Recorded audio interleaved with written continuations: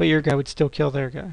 So it would just be 2 for 2, and you'd be fine with that. So, whereas before you were offering 1 for 1 card to save your 1 card, which was generally a tempo strategy or tempo mechanic, right? Since you're paying 2 mana to save, presumably your more expensive guy that's already in play, or to save even your 2 casting cost guy. Since the giant growth isn't a creature itself, it keeps it in play. You know, it gives you a tempo advantage, right? And if you save a big guy, then that gives you more of a tempo advantage. So you can no longer do that. That's going to be interesting. It's going to be hard to see how that takes effect. Some people say this dumbs down the game.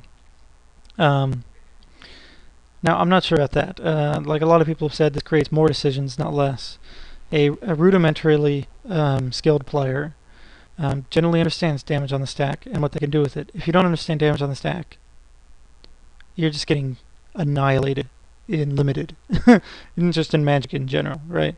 I mean, it's central to limited, and if someone doesn't understand it, chances are they're not a good constructed player either. So that's not a big concern. So the point is that since everybody generally understands it, who it matters whether they understand it or not, which is the players that can usually have a chance of beating you as a decently skilled player, they understand it already. So there's no decision making for them. They block, they put damage on the stack, they sack their guy to its effect, whatever.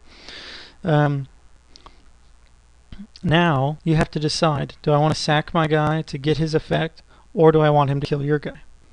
So that's a decision that you didn't have before, whereas before there was no decision. You always made the efficient play, right? And so this is presumably a good thing, because while it hurts you, who has sack effects, it's going to hurt your opponent who has sack effects, so that's even. The difference is going to be the skilled player is going to know when to do which, and so that's not a bad thing. And then the ordering of the blockers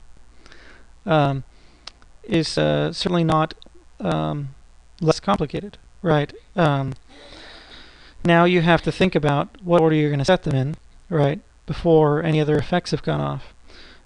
Whereas before, once you got to the damage assignment phase, you could just lethal to the critical guys, and it was pretty easy to decide. I don't know if it'll be more difficult to decide now, but something like a pump effect after blockers have been assigned could presumably save your whole team now, whereas before it wouldn't. So, like, let's say they have like a 3/6 attacker, right? Now you need a lot of guys to kill that. You block with 2 2/2s, right? They assign one as the first blocker, one as the second blocker. Right. Before damage, you giant growth one of your guys. So he gets +3/+3, becomes 5/5. You giant growth the first blocker. The guy attacking can only do 3 damage, right? So he can't assign his 3 damage to the second blocker because he's already ordered blockers, right? So now you just spent 2 mana spell to get rid of his like 5 casting cost guy, right? So that's a huge tempo advantage, and he didn't get your other guy for it. Whereas before, if you cast that before combat, which you would have to kill his 3/6, he would still get 2 for 1. He would get your removal spell, your pump effect, and your other dork, right? So that improves pump, right? Because a lot of times they won't have the removal, which is like half the time or more, right? And towards the end of the game, or if you've looked at their hand somehow or whatever, maybe right? So this mixes things up certainly, but the more skilled players, for one, will become skilled at the new skills, the new ability, the new rules faster, and they'll get a huge short-term bump in competitive advantage, because they'll know these things so much better, so much faster than other people. Whereas other people, have known these other rules for a long time, and the advantage is not going to be as steep. And then eventually this will water out. But if I wanted to do really well in Magic Online, I'd just be studying these rules upwards and forwards and playing a lot limited, because you're gonna get a lot of games where people are just gonna make horrible mistakes now for like the next half a year to a year, right? Because they're just not gonna be comfortable with the new rules, and if you are, you're gonna have a nice benefit from that. You're not gonna lose nearly as much to the lesser players, and even good players lose to lesser players a lot of the time, because it's a game where you shuffle your deck. you know.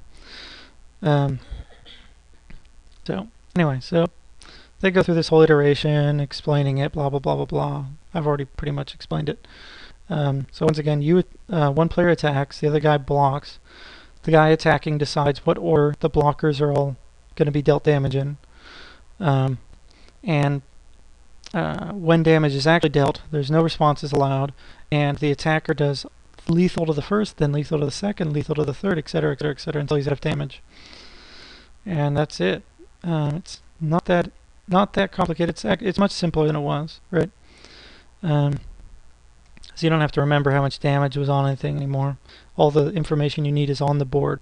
Instead of damage being on the stack, something being removed, something being cast in response, something else happening, and then you're losing track of what damage was assigned where, right?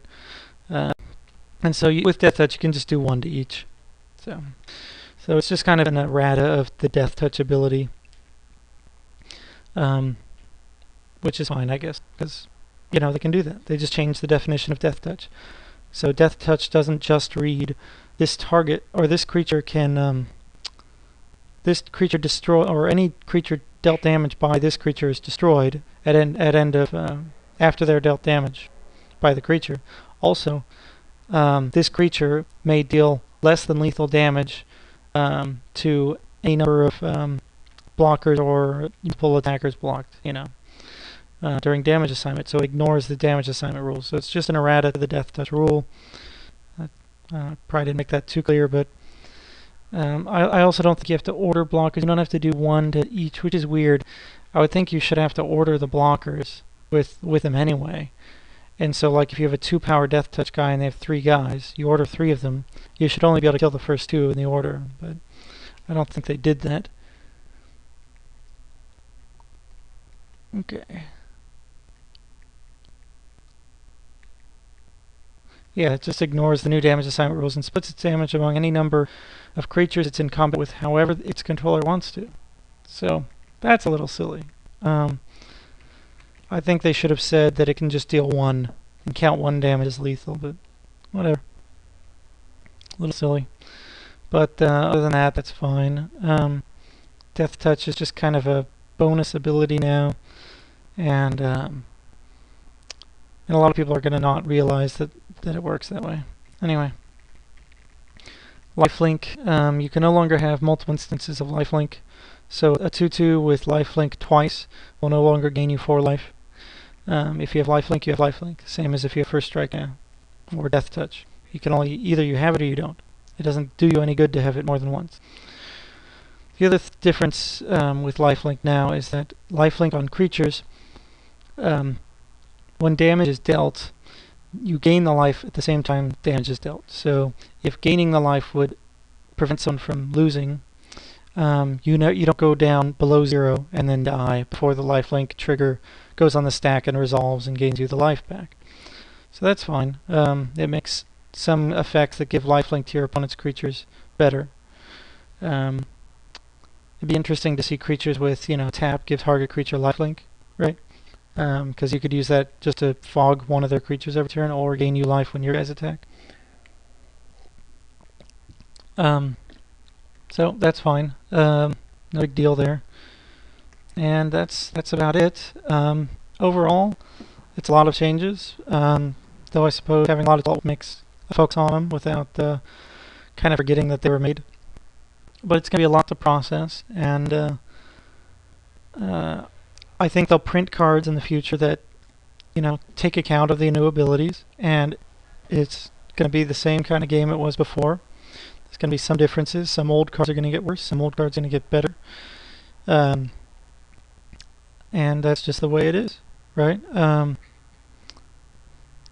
I don't envision myself playing Magic and going like, oh, these new rules make this game horrible. It's just not, it's not that big of a change. None of these things radically change the way the game works or anything, and most of these rules just come up occasionally. And